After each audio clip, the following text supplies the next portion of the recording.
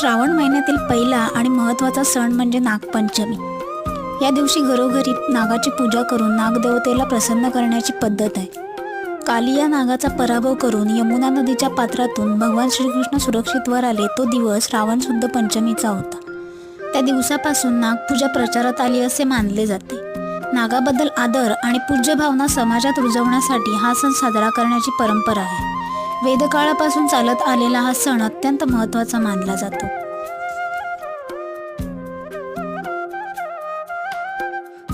दूध आणि लाया हे सापाचे अन्न नाही, तरीही या सणाला याचे महत्त्व आहे। या दिवशी नागाला दूध लायाचा नैवेद्य दाखवला जातो। त्याबरोबरच मी नैवेद्यासाठी उकडीचे मोदक सुद्धा बनवले आहेत।